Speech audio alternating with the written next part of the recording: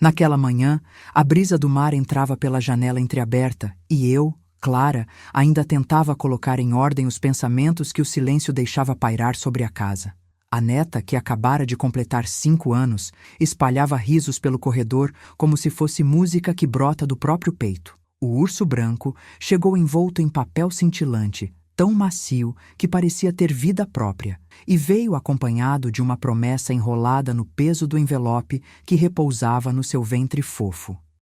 Ela o abriu com a delicadeza de quem guarda segredos na palma da mão, e o brilho nos olhos dela piscou como vaga-lua sobre o rosto iluminado pela alegria. Eu, que já vivi depressa e de cuidado, senti o presente respirar em minha direção, suave, quase tímido, mas com uma sugestão de algo que iria além de um gesto de aniversário. O ambiente inteiro pareceu segurar o ar por um instante, como se o pequeno gesto pudesse mudar o roteiro de tudo o que viria a seguir. Ela ergueu o rosto para mim e perguntou, uma curiosidade doce que não cabia ainda no tom da voz de uma criança. O que há dentro? Eu forcei um sorriso, deixei que o brilho nos meus olhos cobrissem a hesitação e disse apenas que aquele segredo cabia em algo tão simples quanto o gesto de presentear. A neta tentou adivinhar, levou as mãos ao urso com o entusiasmo de quem encontra uma pista de correção para o mundo, e o peso do embrulho parecia aumentar com cada suspiro compartilhado entre nós. As risadas ficaram mais altas por um instante, depois reduziram como água que volta a descansar no prato. A sala ganhou um tom de segredo cúmplice e, embora eu quisesse, não consegui responder com a clareza que a cena pedia. Você confiaria cegamente na família ou buscaria a verdade, mesmo que machuque quem ama? Foi quando o olhar que eu escondia sob medida começou a pesar-se de uma dúvida antiga, não tão antiga quanto o peso do presente, mas suficiente para tremer nos meus ombros. Ao passar o dedo pelo zíper da almofada do urso, deparei com uma costura que não batia. Não era apenas um acabamento mal feito, era uma distância entre o que se via e o que se escondia. O forro revelava uma pequena etiqueta escondida, quase invisível, com iniciais que apareciam tímidas, quase apagadas pela poeira do tempo. A vista de tão pouco já dizia muito. Ali havia mais do que uma surpresa de aniversário. A costura irregular, o segredo costurado ali em segredo, apontavam para uma outra história, uma rede que não cabia no gesto de presentear. O que parecia ser pura inocência carregava, na verdade, uma porta entreaberta para perguntas maiores do que o sorriso daquela manhã. O coração acelerou, mas, ainda assim, eu guardei a palavra que queria dizer. Guardei o impulso que poderia desmoronar aquilo que ainda não tínhamos coragem de encarar. Foi essa decisão que me manteve firme naquele instante. Guardar silêncio, pelo menos por hora, para não derrubar a neta no meio do caminho. O medo de destruir a relação que nos mantinha unidas pesava mais que qualquer dúvida revelada. Medo de lançar um raio sobre o que parecia brilhar por fora e apodrecer por dentro. A dívida emocional deleita-se justamente nesses momentos. O segredo não dito torna o peso dele ainda maior do que o próprio segredo. E enquanto o som da risada antiga ainda ecoava pela casa, eu senti o peso de cada objeto ao meu redor me lembrar do que ainda não havia sido dito. O urso, tão macio, parecia cobrar minha atenção para além daquela festa. Guardava um espaço que não cabia num abraço, não cabia num sorriso, não cabia sequer nos convites cuidadosamente alinhados na mesa de centro. Cartõezinhos de convite que pareciam prometer tudo sem prometer nada. O cheiro de couro antigo, o perfume de eventos sociais que a casa carrega, o toque frio do zíper escondido, tudo convergia para uma pergunta que não cabia mais em segredo. O que mais estaria escondido ali, sob a máscara de bondade que a família ostentava? A campainha, então, deixou o silêncio da casa respirar com outra cadência. Não era mais o som da alegria, era uma promessa tímida de que tudo poderia mudar. A campainha corta o silêncio e uma sombra parece entrar pela porta sem anunciar. Clara sabe que o segredo acabou de ganhar peso real. Quem sabe o que está por vir se o segredo sair à luz? Naquela manhã, a cidade ainda curva o calor ao redor da baía. E eu, Clara, olhei outra vez aquele urso branco que chegou tão suave, como se carregasse uma desculpa. A neta ria, estática, com a textura macia, sem imaginar o peso que o presente carregava. Eu não disse nada. Apenas observei as costuras do zíper, procurando qualquer coisa além do que parecia inocentemente falso. A etiqueta escondida, quase invisível, parecia uma cicatriz minúscula num corpo de brinquedo. Quando a peça fria da mão tocou minha pele, senti um aperto no peito, um sinal de que aquele gesto de afeto podia esconder algo que cobraria meu silêncio. Logo depois, a curiosidade ganhou espaço na casa. A campainha anunciou uma visita inesperada. Um telefonema que chegou no mesmo instante em que eu tentava decifrar o peso do ursinho.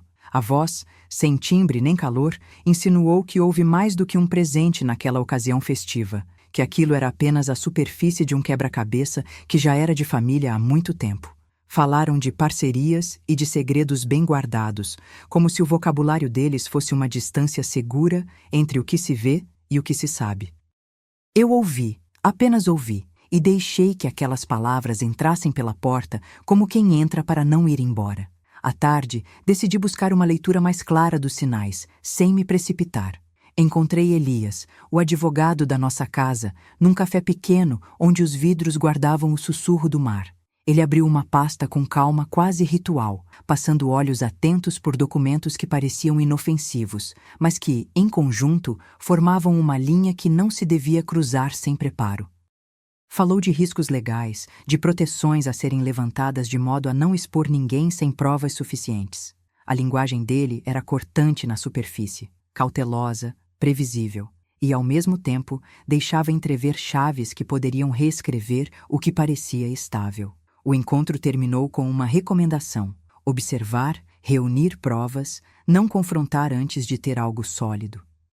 Ao sair, caminhando pela varanda de madeira que range sob meus passos, decidi agir com o que ainda não tinha nome: proteção prática da neta. Não era apenas um cuidado, era uma decisão de vida. Conversei com Júlia apenas o necessário, sem carregar o peso de um segredo que não devia recair sobre a menina. Expliquei que, por ora, eu manteria a neta afastada de redes sociais e de informações sensíveis, nada de fotos públicas, nenhum comentário que pudesse agir como vela acesa para ventos baixos que costumam soprar em segredos. Senti, no entanto, a dívida emocional que esse silêncio impunha entre nós. A confiança entre Clara e Júlia já estava marcada por linhas que não poderiam mais ser apagadas com palavras bonitas ou promessas vazias. A neta, entre brincadeiras e perguntas, não conhecia o que eu sabia, mas já refletia o peso do que eu protegera com meu cuidado excessivo. No silêncio da casa, a cada passo, o peso do segredo parecia ganhar músculo na minha mente. O segredo não era apenas o urso, era a ideia de que alguém, lá fora, poderia ter uma palavra ainda mais pesada do que a que guardamos no guarda-roupa da sala. O diário que encontrei, as conversas que ouvi da distância, tudo formava um mosaico que exigia paciência. Eu precisava de tempo para entender a extensão do que seria exposto se revelasse tudo ali, naquele momento. E, ao mesmo tempo, a dúvida corria atrás de mim. Quem controla o quanto a neta pode saber? Quem, de fato, decide o que ela precisa conhecer para estar protegida sem destruir a própria casa que construímos com tanto cuidado ao longo de décadas? Ao voltar para casa, as folhas de papel amassado na gaveta ganharam outra face. Não eram apenas rabiscos, eram fragmentos de uma estratégia que nos abraçava como caridade pública, mas guardava laços invisíveis que não deveriam se desfazer. O som suave do zíper do ursinho, o rugido de uma máquina de lavar ao fundo, a fragrância de creme de mãos que minha neta adora, tudo isso se tornou trilha de uma história que, por ora, não podia ser contada toda. Pensei na etiqueta com iniciais quase apagadas, na forma como um gesto de afeto pode se transformar em pista de algo muito maior. Foquei na respiração. Cada nota do bairro, cada sussurro de vizinhos durante a tarde parecia compor uma semeadura que eu não queria que germinasse antes do tempo. Aquela sombra da dúvida começou a se tornar um mapa mental. E por mais que eu quisesse guardar a neta de tudo, o que já se mostrava era uma evidência. Há uma rede tão entrelaçada com caridade que não se distingue facilmente do que chamamos de trama. O que eu tinha em mãos era a primeira peça de algo que não cabia mais em apenas uma gaveta moral. Foi então que decidi manter os olhos abertos e o coração comedido, sem alimentar qualquer fogo que pudesse incendiar a casa inteira. A minha maior responsabilidade era proteger a menina, ainda que isso exigisse um silêncio que machucasse alguém que amo.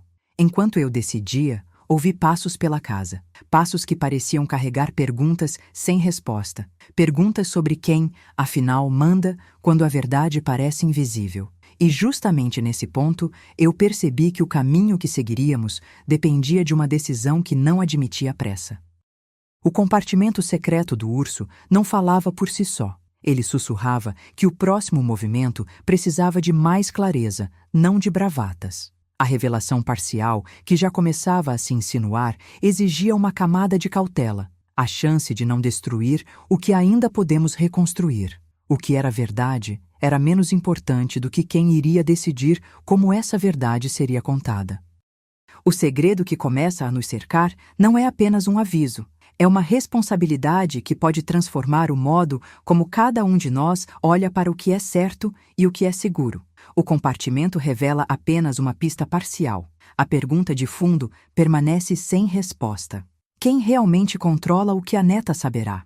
Aquela manhã de festa comunitária era barulho de conversas às margens da cidade. Risos empurravam o som do mar até a avenida estreita onde o bairro se encontrava. No rosto de Clara, carregava-se a pressa de quem não quer admitir que o peso do segredo pode estrangular a própria voz. O urso branco, presente anunciado com sorriso infantil, ficou encostado na parede, entre fotos de crianças e carrinhos de feira. Eu, Clara, observara tudo com olhos que tentavam não ver demais, com mãos que não sabiam se seguiam o desejo de acolher ou o impulso de fugir.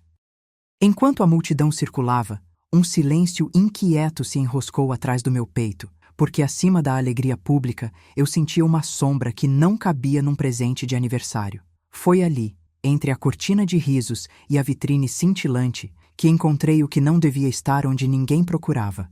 Atrás de uma estante já pouco usada, o diário antigo, couro gasto, páginas amareladas e uma tinta que desbotava com o tempo, chamou minha atenção como se tivesse respirado. Folhei com cuidado, temendo que alguém notasse a minha curiosidade, e encontrei referências a uma operação antiga, menções discretas a pessoas que haviam cruzado caminhos da família, de modo que não cabia explicar com carinho de avó. O comprimento da farsa começou a se tornar claro naqueles traços rabiscados, entre apostas e siglas, como se o texto pedisse licença para revelar algo que era proibido dizer em voz alta.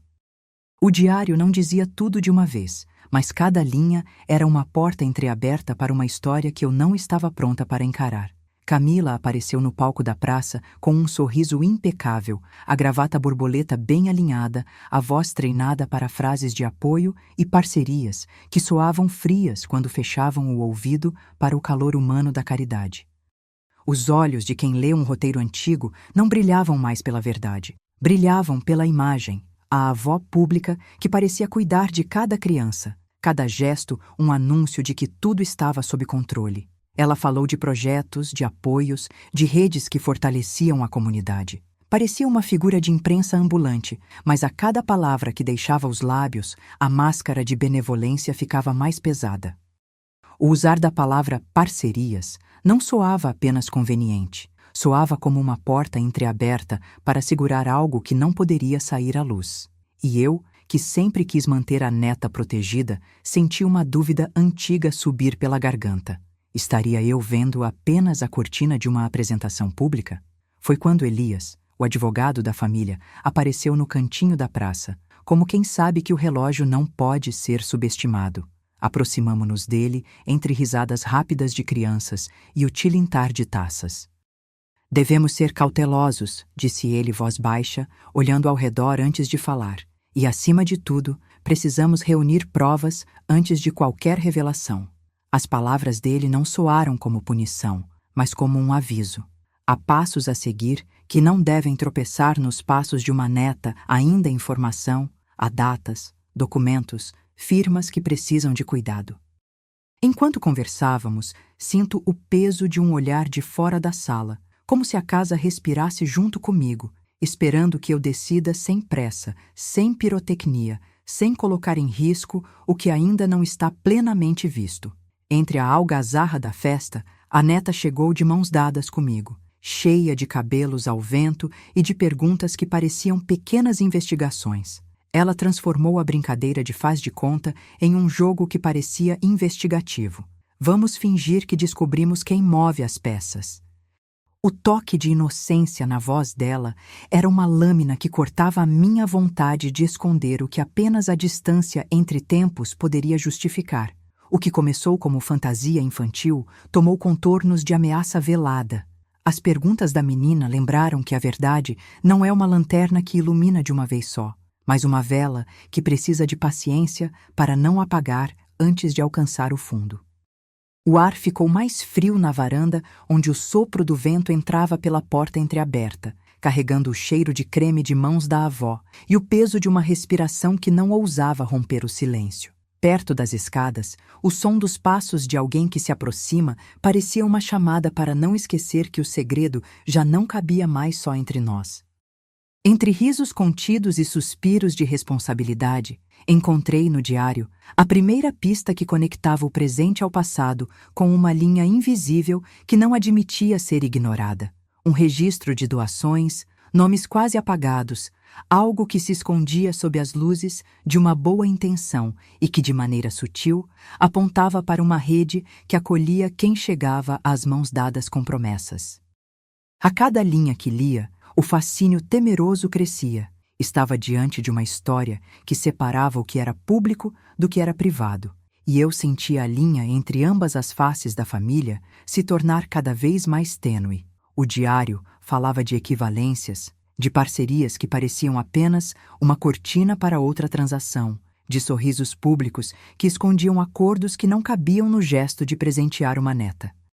E ali, entre o som de passos na escada e o sopro frio na varanda, eu percebi que a verdade que eu procurava não cabia mais apenas na minha cabeça. Ela precisava de provas e de coragem. Se me pedissem uma palavra para descrever o que senti naquele instante, diria fascínio temeroso.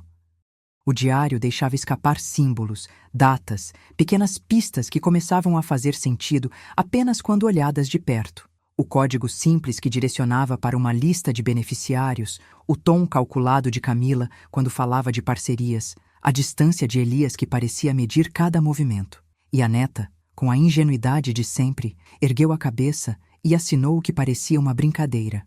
Vamos ver quem pode nos ajudar de verdade.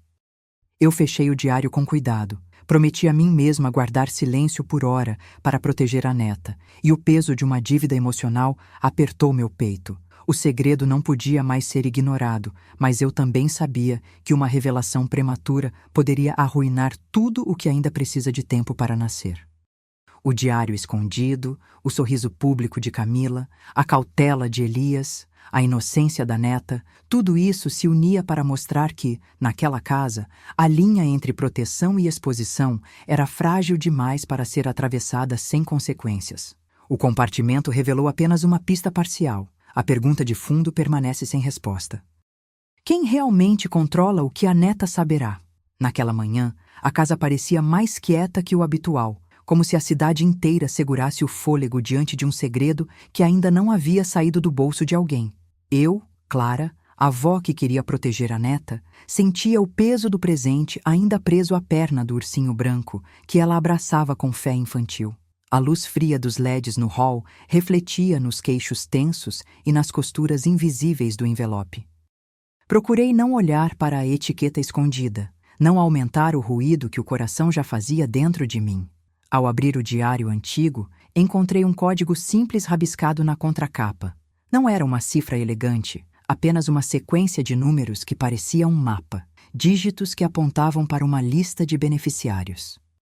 O papel amarelado rangia quando virei as páginas, e ali estavam nomes que eu reconhecia de eventos de caridade, de listas de doações públicas, de sorrisos que pareciam cobrir intenções. O código não era magia, era uma chave sem fechadura, que prometia abrir uma porta para alguém que não devia estar ali. Enquanto eu segurava o diário, o mundo lá fora parecia que pousava devagar, como se a cidade entendesse o que estava prestes a emergir. Ao meu lado, Camila apareceu aos olhos do público como protetora de crianças, com a doação anunciada em voz alta, com risos que soavam tão perfeitos quanto a sua presença em cada evento beneficente. A multidão a aplaudia, e a cena parecia sacudir a casa inteira com o brilho de uma nova imagem pública, a máscara de bondade que ela usava de forma tão natural quanto o perfume de festas que nos rodeava. Eu, porém, via por entre as palavras, via o que a plateia não via, o silêncio que se escondia por trás do palco, a quietude de quem sabe onde fica a linha entre caridade e controle. Pouco depois, Júlia pediu um momento a sós comigo e com a neta. A conversa foi breve, mas pareceu atravessar a parede e tocar o teto da casa. Ela falava com a voz baixa, tentando manter o tom sereno que a compostura social exigia, mas os olhos não mentiam. Suspeitava de consequências reais para a neta. Dizia que precisava de tempo para pensar, para entender o que aquilo significaria se fosse levado adiante. Não era apenas medo de exposição, era o receio de que a verdade pudesse ferir alguém que ela amava mais que tudo. Pediu uma chance para refletir longe dos olhares do resto da família, para não tomar uma decisão que pudesse derrubar novamente a confiança já frágil entre nós. Com aquele peso, decidi agir de forma discreta, fora do círculo familiar, para não colocar a neta em mais risco de crueldade pública. Caminhei pelas ruas estreitas da cidade, onde o mar parecia sussurrar segredos que ninguém ousava dizer em voz alta.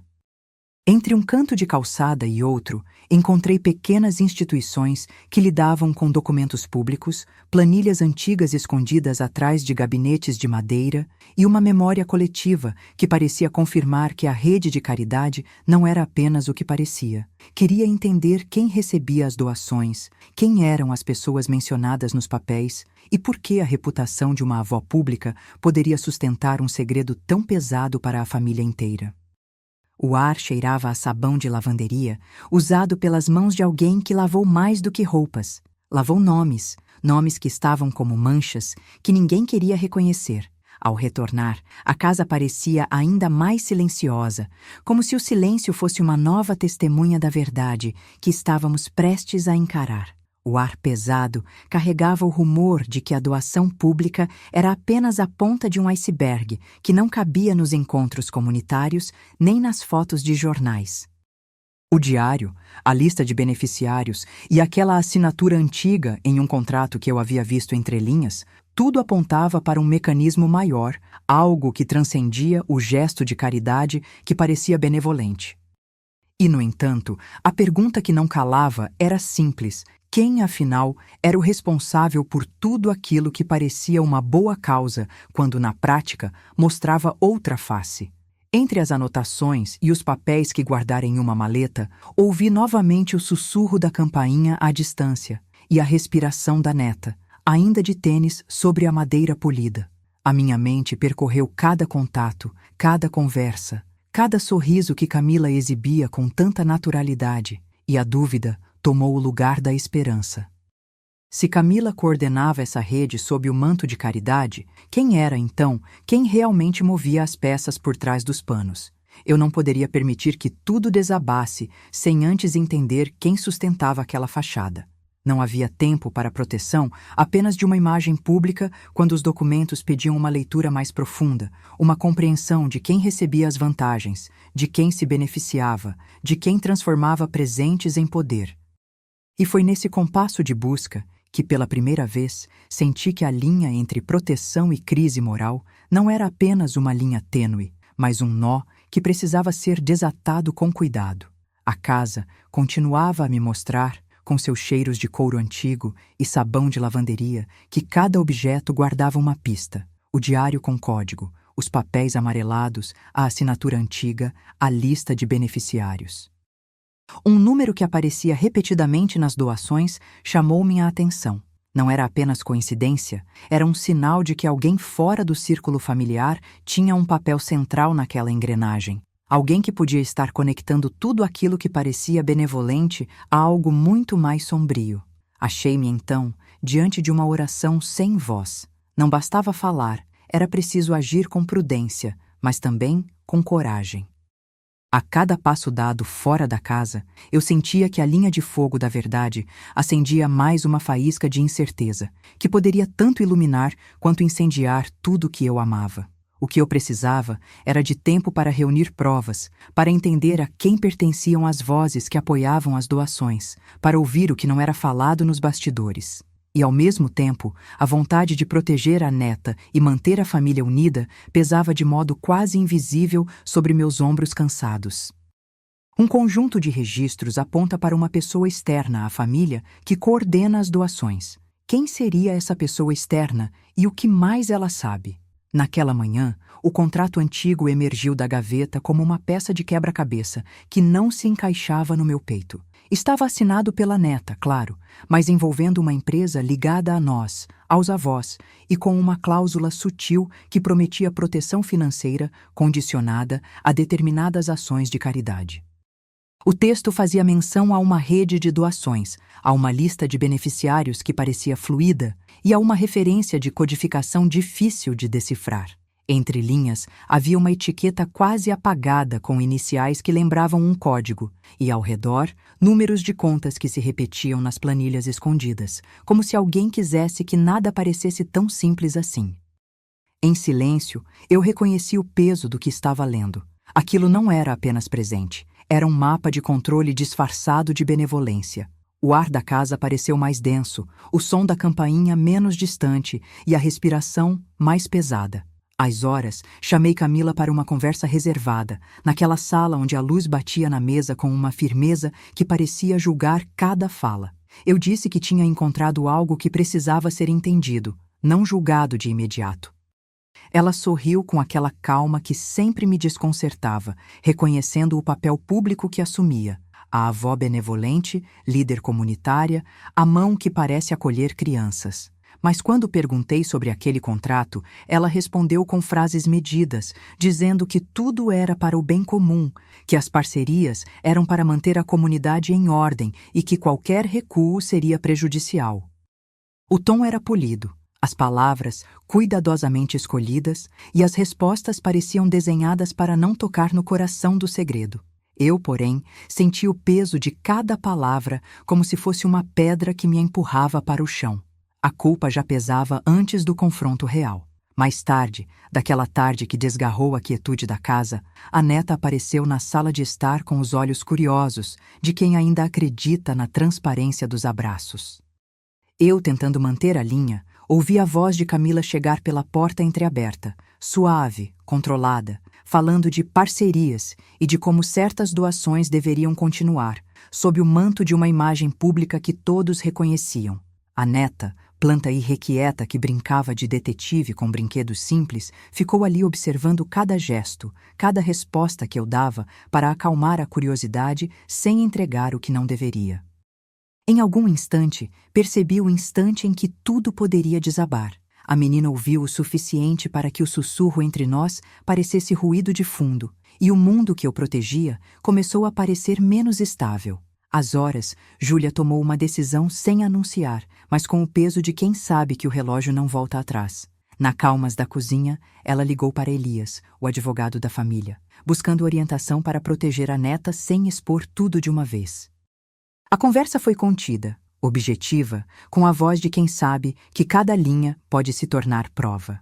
Elias pediu tempo para verificar a legalidade de cada passo, para não transformar a proteção em um novo risco. Enquanto isso, a casa ganhou um novo silêncio. Não era vergonha, era cautela, o tema inteiro suspenso entre o medo de punição e a culpa de não agir logo. Ao desligar o telefone, Júlia me olhou com olhos que misturavam afeto e preocupação e disse, sem prometer nada demais, que precisava pensar em uma estratégia que não colocasse ninguém em risco real neste momento. "Você viu os números na planilha?" Perguntei, tentando entender o que eu já sabia. Ela balançou a cabeça. "Não, ainda não." Então, numa tentativa de organizar o turbilhão, acenei para o diário antigo que guardava notas de correspondência, contratos e pequenas anotações rabiscadas com canetas que desbotavam. Eu precisava confirmar se aquela rede não era apenas uma história de caridade mal contada, mas algo que pudesse derrubar não só a nossa reputação, mas também a vida da neta que, sem saber, já estava envolvida. Em mãos, o diário revelava mais do que palavras. Havia um código simples que parecia apontar para uma lista de beneficiários, uma espécie de mapa de quem recebia o que, sob o pretexto de proteção. As páginas cheiravam a tinta antiga e, ao virar cada folha, o ar ficava mais carregado. Eu sabia que esse código estava ligado a algo maior e que o tempo para decidir era menor do que parecia. Meio àquela noite, a voz da neta voltou, mais baixa, mas não menos determinante. Ela me contou que ouviu a conversa entre Camila e a mãe da neta, Júlia, sobre parcerias que garantiriam a continuidade das ações da igreja, dos eventos comunitários, dos presentes que sempre pareciam sem sombra de culpa. Ela perguntou, sem pedir explicações, se aquilo que víamos era suficiente para confiar na imagem pública ou se havia algo escondido por trás do sorriso público. Eu respirei fundo e, pela primeira vez, senti que a culpa não era apenas minha. Era de todos que permitiam que o segredo crescesse sem confronto. E foi nesse momento, em meio a essa tensão, que decidi. Eu precisava agir com rigor, mas sem derrubar tudo de uma vez. Não ainda. Horas depois, ligações improvisadas seguiram o fluxo de decisões. A neta, sabendo que a verdade poderia ferir, aproximou-se de mim com a coragem ainda tímida que as crianças trazem quando a verdade parece injusta demais para ser aceita. Ela me olhou, pediu que as coisas fossem feitas com cautela e então me entregou uma certeza. Se há alguém a quem realmente importa a nossa proteção, é a nossa família que depende disso. Foi quando, no silêncio que se esticou entre os objetos da sala, que eu fiz a minha escolha irreversível. Vou revelar apenas para a neta aquilo que a protegerá, sem expor tudo ao público. O peso da decisão ficou suspenso no ar, como uma promessa que não precisa de coro para existir. E a pergunta que ficou pairando era simples, crua. Quem mais sabe da verdade? E o que acontecerá quando essa verdade começar a atravessar as paredes da casa? A casa silenciou quando a minha pergunta atravessou a sala, direto ao rosto de Júlia, que segurava a xícara como quem não quer derramar a verdade no impacto do vapor. Eu precisava ouvir dela quais informações valiam a pena expor e quais seriam apenas feridas a mais sem cura. Júlia não era apenas minha filha, era a memória viva daquelas noites em que nos tínhamos prometido proteger a neta de qualquer sombra. O cheiro de sabão de lavanderia ainda pairava no ar, misturado ao leve toque do casaco de lã que pendia num cabideiro perto da porta. Eu observei o peso do silêncio enquanto ela falava baixo, como se cada palavra pudesse acordar fantasmas que preferimos manter adormecidos. Eu disse a ela o que já sabia. Revelar tudo sem preparo seria um tiro no escuro, e eu não tolerava dano desnecessário à menina. Ainda naqueles passos contidos, Camila já movia as peças do tabuleiro por trás do meu ombro, em outra sala, onde a comunidade costumava se reunir sob promessas de bondade. Naquele dia, porém, o tom era de defesa.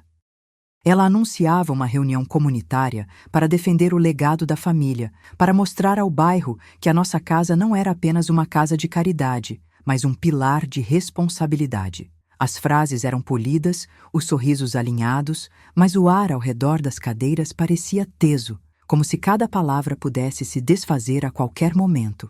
Eu percebi que Camila não resistia à ideia de manter a máscara pública intacta, mesmo que o rosto por trás fosse outro. O que me doía não era a farsa em si, era o cálculo com que ela tratava a verdade como uma moeda de troca. Enquanto isso, no meu próprio ritmo, Elias, o advogado da família, pediu tempo. O seu escritório, com a iluminação amena e a pilha de papéis que parecia crescer sozinha, era o espaço onde a lei se movia como um quarto de xadrez. Cada peça, cada silêncio, cada linha traçada com a sua cautela habitual. Ele falava de provas, de proteção legal, de evitar que uma decisão precipitasse a nossa vida para um abismo público. Não era desconfiança o que o movia, era responsabilidade. Ele não queria transformar cada dado em uma arma contra alguém que, por mais que pesasse, ainda era nosso elo de afeto. A forma como ele falava fazia soar uma coisa simples e cruel ao mesmo tempo. Se avançarmos, sem que a verificação seja rigorosa, pagaremos caro no futuro. Foi então que chegou a carta. Anônima, discreta, como quem sabe que não precisa de muita tinta para esmagar um universo inteiro. Ela pousou na soleira do meu quarto com o peso de uma decisão, uma promessa de proteção se eu silenciar. A carta trazia o frio de uma intimidade que não deveria existir entre nós e um tom cortante que me fez sentir o peito encolher. O envelope era amarelado, a grafia simples, mas o aviso não era apenas sobre o que poderia ser revelado, e sim sobre o que poderia permanecer escondido para sempre. A sensação de que alguém nos observa era real, não apenas paranoia de quem vive sob o olhar público, e ao lado da carta, o papel do meu casaco de couro rangeu ao contrário, como se respondesse ao vento frio que entrava pela janela entreaberta. Eu sabia que o peso da decisão não estava apenas naquilo que queríamos revelar, mas no que era possível manter invisível sem ferir a neta. Júlia e Camila estavam diante de escolhas que moldariam o que viria a seguir. Abrir o jogo aos poucos para não destruir a confiança da menina, ou manter o segredo, arriscando que a verdade acabe por encontrar o próprio caminho, sozinha, sem a nossa mão a segurá-la. E ali, entre o som contido das vozes na sala de jantar, senti o frio na nuca, vindo de uma nova certeza. A rede de doações não era apenas um prosaico fluxo de dinheiro, era uma engrenagem que poderia esmagar quem não fosse suficientemente cuidadoso. O cheiro de couro do casaco voltou a subir, lembrando-me de que, por trás do cuidado, havia uma urgência a ser respondida. Com a carta na mão, eu enxerguei o dilema com mais nitidez. Traçar uma linha entre proteger a neta e expor a verdade era caminhar sobre vidro. A cada passo, o peso da responsabilidade parecia aumentar. A menina não podia ser usada como peça de barganha, tampouco poderia ficar sozinha perante uma tempestade de acusações que não escolha, não a menos que estivéssemos prontas para carregar todas as consequências. E, enquanto eu avaliava, Júlia, Camila, Elias, todos eles, pareciam confirmar que o tempo para decidir não era um luxo, mas uma necessidade que chegara sem bater à porta. A cada respiração, eu ouvia o eco de uma pergunta antiga. Quem, afinal, está por trás disso tudo? E se a resposta não fosse apenas sobre dinheiro, mas sobre quem manda nos bastidores, quem protege quem trai, quem salva? Comentei comigo mesma que o caminho não seria simples nem seguro, que a verdade exigiria peso, coragem e um pacto com quem pudesse carregar o peso comigo. Comentei, em voz baixa, para mim mesma, e se pudesse, para quem quisesse ouvir. Qual é a minha decisão diante de uma escolha que pode salvar a neta sem destruir a vida de quem a acolhe? E ao terminar de falar, ouvi meus passos recomeçarem pelo corredor, a madeira rangendo sob o peso dos meus próprios planos. A cada passo, eu me aproximava de um ponto sem retorno, de uma verdade que não poderia ser contida por muito tempo.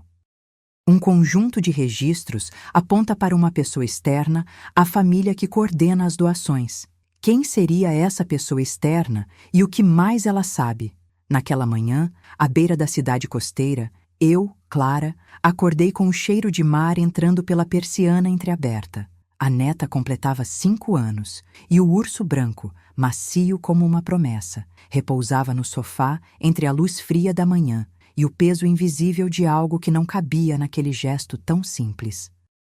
A etiqueta escondida na costura, as linhas frias do zíper e o silêncio que se impôs no meio da risada de aniversário me deram um calafrio que não passava. Eu sabia que aquilo não era apenas um presente, era uma porta entreaberta para segredos que já haviam atravessado outras portas antes. Durante o lanche, ela tocou o ursinho com os dedos ainda curiosos e perguntou, olhando nos meus olhos com aquela maneira direta de quem não se deixa enganar. O que havia dentro do urso?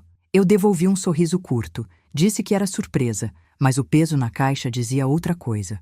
O zíper friamente alinhado, a etiqueta que parecia deslocada no tempo, tudo apontava para algo que precisava ser visto com cuidado.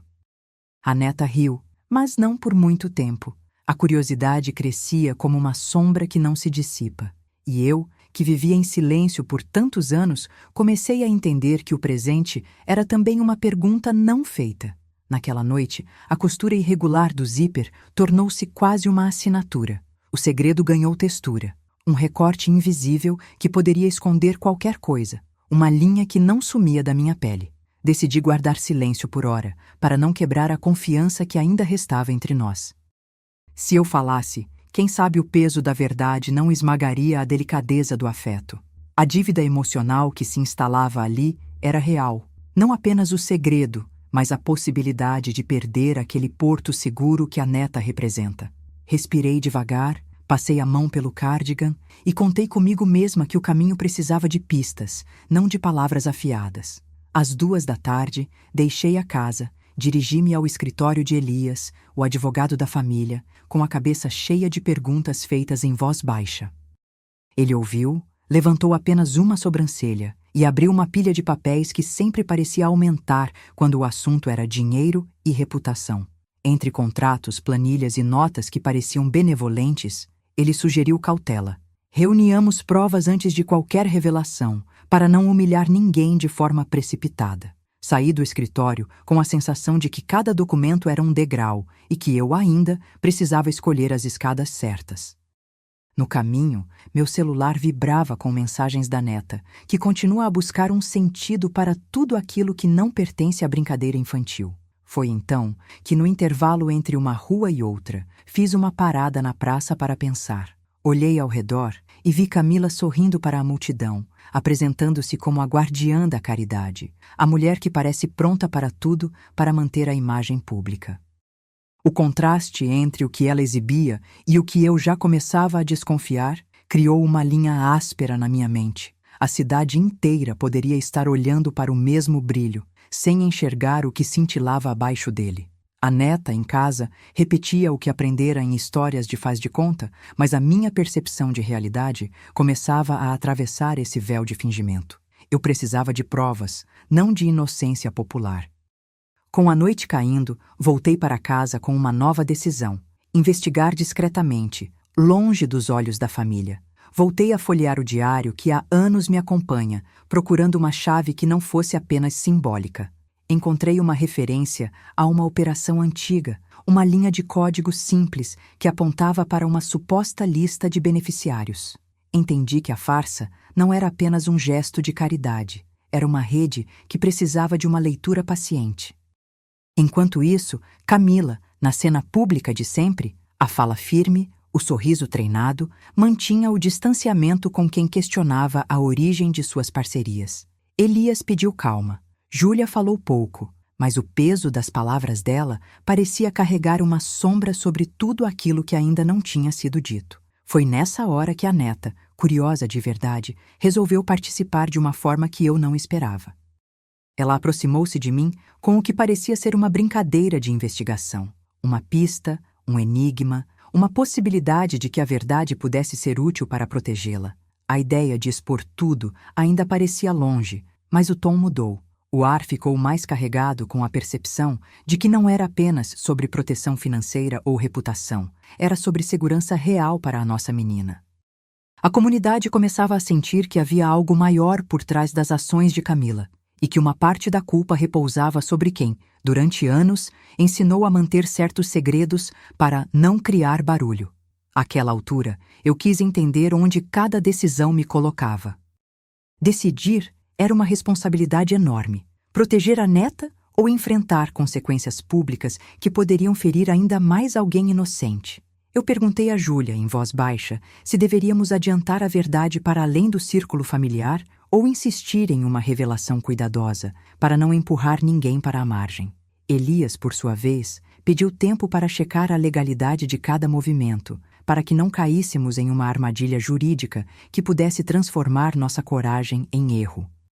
E então chegou uma carta anônima que dizia algo sobre proteção se eu silenciasse. O peso na garganta quase me prendeu a respiração. O que fazer quando a ameaça é real, mas o silêncio pode salvar quem se ama? Foi nesse turbilhão que o segredo ganhou uma textura ainda mais concreta. Na gaveta da sala, escondida entre recibos e brindes, encontrei um envelope amarelado. Dentro, apenas uma frase, escrita com o cuidado de quem sabe o peso de cada palavra. Não foi apenas eles. Alguém de fora é cúmplice do esquema. A frase não descreve quem é esse cúmplice, apenas aponta a existência de uma terceira mão, alguém de fora que respira por trás das decisões da família. A frase, simples, parecia uma senha para abrir outra porta, mas deixava a resposta em suspenso. E enquanto eu segurava o papel, olhava pela janela o mar que insistia em acompanhar cada passo, como se também soubesse que a história ainda não chegou ao fim. Quem seria essa pessoa externa e o que mais ela sabe? Naquela manhã, os relatórios médicos da neta chegaram à minha mesa, dobrados em papel que cheirava a álcool e a remédios velhos. Os dados não mentiam. Pressão alta, ansiedade extrema, sinais de fadiga que pareciam não ter fim. Eu, Clara, li cada linha e senti o chão tremer ao entender que algo poderia mudar tudo o que eu havia prometido proteger. A neta que carrego foi apresentada de forma tão sutil e cruel que o peso quase não cabia no peito. Os números pareciam sussurrar que algo além do normal estava em jogo, algo que poderia pôr em risco não apenas a menina, mas também a própria forma como a família se via diante da cidade. O silêncio da casa parecia tremer, e o cheiro de sabão de lavanderia misturava-se ao frio dos instrumentos médicos que a mesa testemunhava. O segredo que havíamos protegido por tanto tempo não cabia mais no silêncio da sala de jantar. Eu sabia que a próxima decisão não seria apenas sobre proteção, seria sobre quem nós realmente éramos diante de todos. Horas depois, Elias entrou na sala de estar com uma pilha de documentos, rosto quase imóvel, e eu, olhando para aquela pilha, senti a ansiedade subir pela garganta. Eu o encarei e disse, firme, precisamos agir com cuidado, mas não podemos ignorar o risco para a neta. Ele respirou fundo, o ar saindo devagar entre os dentes, e concordou. Propôs que traçássemos uma linha do tempo, reunir provas, proteger inocentes e planejar cada passo com a devida aprovação dos advogados, antes de qualquer revelação. Falou de cautela, de evitar decisões precipitadas que pudessem nos enredar na própria teia que estávamos desmontando. Sugeriu uma agenda simples. Hoje, identificar as pistas legais, amanhã conversar discretamente com testemunhas que não se exporiam, depois, consolidar cópias de documentos e manter a neta longe das redes sociais e de qualquer informação sensível. Eu, que sempre temi o peso de uma confirmação, reconheci que o tempo não estava ao nosso lado e que cada hora poderia custar a confiança que nos ajudava a respirar. Saí dali com a certeza de que enfrentaríamos a frente de batalha apenas quando tivéssemos claras as provas, sem abrir espaço para que alguém tentasse chantagear a menina com o que ela não deveria conhecer. Naquela tarde, Camila percorreu os corredores da casa com a postura de quem domina a narrativa pública. Ela convocou uma reunião da comunidade para defender o legado da família, oferecendo sorrisos calculados e abraços que pareciam menos calorosos que político. Enquanto ela pousava cada palavra no ar, eu observava o efeito que cada gesto tinha no redor. Olhares que hesitavam, passos que recuavam, vozes que se aquietavam quando o tom de Camila subia. Em cada sala, alguém me olhava com uma mistura de lembrança e dúvida, como se soubessem que os meus passos estavam mais pesados do que os seus. Camila, por sua vez, tentou demitir quem ousasse questionar a reputação construída de longe, reacendendo a velha tensão entre proteção e controle.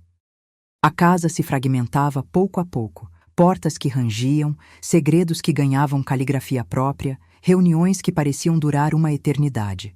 Entre os sorrisos forçados dos adultos, ouvi Júlia sussurrar que a neta não merecia carregar tantos segredos, e soube que o alcance do medo já não era apenas meu. A pressão pública fervia, e eu percebi que qualquer decisão tomada a partir dali poderia aliviar ou condenar alguém inocente. Se você ficou indignado com a exploração de crianças, deixa o seu like. Na linha de frente dessa encruzilhada, uma possibilidade de levar tudo a público, com a proteção legal da neta para amparar o caso, começou a desenhar-se como opção real. Conversas com advogados surgiram em meio a sussurros nas escadas, como se estivéssemos manipulando uma balança, manter o segredo para preservar a paz, ou expor tudo para que a verdade pudesse nascer nas mãos de quem menos espera. O argumento a favor era simples e cruel. A exposição pública poderia, por fim, desmontar a rede sem colocar a neta em risco direto de retaliação, desde que um conjunto de proteções legais acompanhasse cada passo. O lado contrário apontava o custo humano de tal ousadia. Crianças que poderiam sofrer, pessoas inocentes atingidas pela crueldade de um mundo que não perdoa. No meio do ruído, a neta continuava alheia à tempestade que crescia por trás dos sorrisos dos adultos, mas eu sentia cada fibra do meu corpo reagir ao peso de uma decisão que poderia nos transformar para sempre. O envelope que guardávamos ainda guardava o segredo, mas o silêncio também carregava uma promessa de consequências. Se você ficou indignado com a exploração de crianças, deixa o seu like. Clara fecha a porta da sala com o próprio futuro em jogo, e o peso de sua decisão paira no ar. O salão comunitário vibrava com vozes contidas quando a neta avançou, cortando o murmúrio como quem acerta a campainha de uma casa tranquila. Ela olhou firme para Camila, diante de uma plateia que parecia medir cada respirar, cada tela de ouro que a avó benevolente exibira tantas vezes. Chega de segredos, Camila, disse a neta, a voz sem treva, mas carregada de chuva pesada. Quem somos nós para proteger quando a verdade pode salvar alguém? Camila abriu os olhos por um instante, tentando medir o quanto aquele choque público mudaria o jogo. A multidão se inclinou um pouco para frente, como se o ar tivesse ficado mais denso, mais pesado. O que estava em jogo não era apenas a reputação de Camila, mas a segurança de quem dependia dessa reputação para respirar. A crise de reputação pública já começava a fazer seu caminho pela praça, pelos estandes, pelas janelas abertas dos carros parados na esquina. Eu, que assistia tudo como quem segura a respiração, percebia o peso nos ombros. A neta não era mais apenas curiosidade, era responsabilidade, era amanhã. Camila levantou as mãos, tentando acalmar a sala com a mesma graça que usava para distribuir presentes e sorrisos. Não vou esconder nada, começou, e a voz parecia desprender-se de um sorriso treinado. Eu reconheço que algumas escolhas foram rápidas demais, que usei atalhos para proteger a imagem pública da família. Foi parcial, suficiente para que muitos respirassem fundo, como quem aceita um imposto incômodo para manter a casa de pé. Mas ela não se desculpou pelo que genuinamente importava: o preço de cada decisão institucionalizada em nome da boa vontade. O tom, embora contido, tinha o sabor amargo de quem sabe que o grupo não aceitara apenas uma explicação. Exigia provas, e provas custavam impensáveis sacrifícios. A neta viu a expressão de Camila endurecer e entendeu que o que estava em jogo era a manutenção de uma teia onde cada fio pesava mais que a verdade simples. A tensão crescia ali, entre o televisor antigo, que cuspia estática, e o perfume de eventos sociais que ainda pairava no ar. Eu, então, respirei fundo e contei com a coragem que a situação me dava.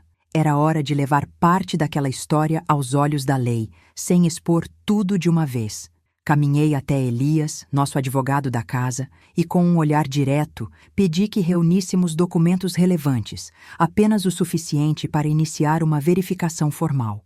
Não era golpe, era prudência. A neta precisava de proteção, não de exposição desnecessária que pudesse destruí-la. Elias concordou, os dedos passando pelo papel amarelado na mesa, enquanto anotava cada detalhe com o cuidado de quem sabe que qualquer passo pode desmoronar um castelo inteiro. Em casa, quando o silêncio caiu sobre a sala de jantar, Júlia aproximou-se de mim com uma expressão que misturava medo e esperança. Há algo antigo, algo que pode salvar a neta, sussurrou, como quem revela uma senha que não se deve pronunciar em voz alta. Mas é preciso confiar em quem ficará com a responsabilidade de acionar essa chave. Nossos olhos se encontraram. Compreendemos, sem palavras, que o caminho não seria simples nem seguro. A crise de confiança que já travava a casa ganhou um novo norte, uma direção que poderia, ao mesmo tempo, libertar e ferir. No entanto, ainda havia uma última peça para alinhar: a possibilidade de justiça sem humilhação, a chance de uma rede de proteção sem destruir tudo o que restava daquilo que chamávamos família. Foi então que, no meio da conversa entre dívidas antigas e contratos repadronizados, alguém anunciou ter encontrado uma gravação esquecida durante a reunião que, há muito tempo atrás, fortificava uma acusação não comprovada contra Camila. A fala caiu como uma pedra na poça d'água da sala. Rumor antigo, prova nunca confirmada, a imagem pública de Camila balançando diante de um público que não sabia a quem acreditar. A cidade, que já se movia com passos de quem pisa em gelo, sentiu o chão tremer sob as informações. A neta se aproximou de mim, o rosto iluminado por uma decisão que ninguém ainda ousava sustentar em voz alta. Seria possível sustentar a proteção sem fechar os olhos para o que aparecia na tela fria daquele dispositivo esquecido? A multidão murmurou. Alguns aplaudiram, outros se acomodaram na sombra do medo. Enquanto as luzes refletiam nos vidros das vitrines, a torrente de perguntas ganhou consistência. Quem realmente estava por trás daquele esquema? Quem tinha a responsabilidade de agir sem destruir a confiança que sustenta uma família? E, acima de tudo, quem poderia provar que tudo aquilo era apenas mal entendido, ou, pior ainda, uma teia maior que envolvia mais pessoas do que se pensava? Entre as palavras que se cruzavam, Júlia voltou a conversa com uma nova contundência. Existe uma saída. Não é apenas amor de avó, disse, olhando para Elias como se ele pudesse traduzir para palavras jurídicas aquilo que o coração temia. Se a neta tiver a proteção que merece, talvez possamos mergulhar mais fundo sem colocar uma vida inocente em risco. A frase deixou o ambiente pesaroso, mas abriu caminho para uma possível saída que não exigisse derramar o líquido dos segredos sobre a praça pública. Camila, que antes mantinha o brilho de máscara intacta, ouviu com atenção, o rosto contorcido por uma pressão que não cabia em seu papel de líder comunitária. Ela acenou de leve, quase como quem admite que o jogo mudou sem, contudo, admitir a derrota. Em minha cabeça, o dilema ganhou forma nítida. Atuar com transparência seletiva protege a neta neste momento ou arriscar tudo pela verdade absoluta, mesmo que essa verdade faça ruir metade da nossa vila? A noite aproximou-se, as vozes se tornaram menos certas e mais ásperas, e ficou claro que o preço emocional da decisão já começava a pesar-nos nos ombros de cada um. Foi naquele instante, quando a sala pareceu estalar com uma revelação que nenhum de nós poderia ter previsto, que uma voz inesperada cortou o longo intervalo de silêncios. Este não era o final, pensei, era apenas o começo de uma nova linha de fogo. Uma testemunha que ninguém diria estar envolvida entrou no corredor entre os assentos, um transeunte que tinha ouvido tudo, visto pouco, falado ainda menos, mas que, de repente, se tornou a peça-chave que ninguém esperava colocar no tabuleiro. A voz dessa pessoa não acusava com crueldade nem inocentava com pendor dramático, apenas colocou uma distância entre o que parecia certo e o que, de fato, poderia estar por vir. E ao ouvir essa nova presença, eu senti o peso de tudo que já foi dito ganhar outra cor, outra direção. A sala não se acalmou, apenas mudou de tom. A testemunha, porém, permaneceu discreta por enquanto, deixando um espaço entre o que se sabe e o que ainda pode ser dito. E eu, que já carregava o peso do segredo por tanto tempo, percebi que aquela interrupção pode ser o começo de uma verdade que não cabe no urso nem nos presentes, e que agora depende da coragem de cada um decidir o que fazer a seguir. Quem era essa testemunha inesperada? E o que ela sabe? Ficou no ar, inesperado e inexato, como se o futuro batesse à porta apenas esperando a hora certa para entrar. Foi naquela tarde de vento salgado que tudo começou a mudar de verdade. Eu, Clara, sentei-me na varanda de madeira e ouvi o ranger dos barcos ao longe, enquanto o segredo, antes contido, respingava na pele como brisa fria. O urso branco, presente que a neta segurou com brilho nos olhos, parecia mais um símbolo de inocência do que de mentira. Mas o peso dele não cabia mais dentro do peito. A proteção da neta precisava de passos práticos, não de promessas vazias. Foi simples, ao menos no papel. Júlia ficou responsável por acompanhar a menina e cuidar da casa, mantendo o olho no que acontecia. Elias passou a revisar cada documento que tocava, procurando frestas em que o passado pudesse nos denunciar. Camila, para não derrapar diante da multidão, concordou em recuar o suficiente para que as aparências não desabassem de uma vez. E ali eu percebi que estávamos reescrevendo o nosso pacto sem palavras bonitas, apenas com ações que teriam preço. À noite, no centro comunitário iluminado por lâmpadas amareladas, Camila subiu ao púlpito com a máscara de sempre, invisível para quem não conhecia o jogo por trás. Ela soltou frases que soavam como carícias, reconhecendo que certas escolhas públicas precisavam de distância para não ferir inocentes. O público aplaudiu, mas a distância entre o aplauso e a verdade ficou latente no ar de risos contidos. Elias ouviu cada palavra com uma calma técnica que me parecia tirar o calor do momento. Eu, que já havia aprendido a ler segundos entre frases, senti o peso de cada silêncio. A neta, ao pé do meu joelho, apertou minha mão e respirou fundo, como quem entende que o segredo não é apenas uma camada de papel, é uma ferida que precisa cicatrizar sem deixar marcas abertas. A reputação pública manteve o brilho, sim, mas o crédito para a família encolheu, e o tom de confiança nas vozes ao redor mudou. Ninguém mais tratava nossa casa como obstáculo ou modelo, tratava como uma construção vulnerável de decisões difíceis. Eu sabia que estávamos no limite em que cada sorriso pode esconder uma faca de 2 gumes. Naquela madrugada, reuni o que não poderia destruir ninguém, apenas abrir portas de brechas legais para que a verdade pudesse nascer sem ferir demais. Recolhi fotos antigas que o tempo quase apagou, recibos que recostaravam o peso de despesas, uma lista que parecia respirar sob a luz fria do abajur. Fechei a gaveta onde guardávamos cartas e promessas há anos para que o passado não nos arrastasse de volta. Não houve raiva, apenas um cálculo frio de que a coragem não era um sopro, era uma sequência de atos. Conversei com Júlia em voz baixa, sugerindo que mantivesse a filha longe de boatos até que tivéssemos subsídios suficientes e que cada peça de evidência fosse lida pela pessoa certa, no tempo certo. Aos poucos, cada passo de prudência ganhou forma. Uma nota escondida entre páginas, uma assinatura que não ofendia ninguém, uma leitura cuidadosa de cada papel que tocava na mesa. O peso deixou de ser só sentimento, tornou-se responsabilidade, uma contagem de dias até chegar a uma conclusão inevitável. Foi então que a neta, já mais velha, apareceu numa brincadeira de faz de conta que tomou contorno de investigação. Ela pegou minha mão com firmeza e, olhando nos meus olhos, perguntou sem rodeios: Vó, ainda podemos confiar nessa família? A pergunta caiu como uma pedra sobre a mesa da cozinha, mas não me fez tremer. Ao contrário, abriu espaço para uma palavra que eu não ousava pronunciar alto há tanto tempo. Respirei fundo e respondi com a franqueza que ainda me restava.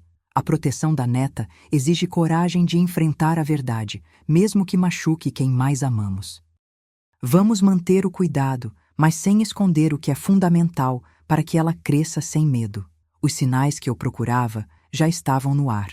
O código no diário que parecia uma senha para algo maior, as doações que poderiam esconder uma outra lógica, o peso de cada escolha que se aproximava do limite entre benevolência e controle. E ali, naquele silêncio, senti a linha entre cuidado e segredo se transformar em fogo que não se apaga. Se quiser acompanhar o que vem a seguir, faça a sua inscrição para não perder o próximo capítulo. Não é apenas curiosidade, é a chance de entender como vamos lidar com o peso que carimbou nossas vidas e com a presença sutil de quem não joga limpo com a nossa história. A verdade final permanece sempre uma parte de um círculo. O segredo que não cabe no urso fica por ali, aguardando futuras escolhas. Qual será o próximo passo da família quando as consequências saltarem para o mundo lá fora?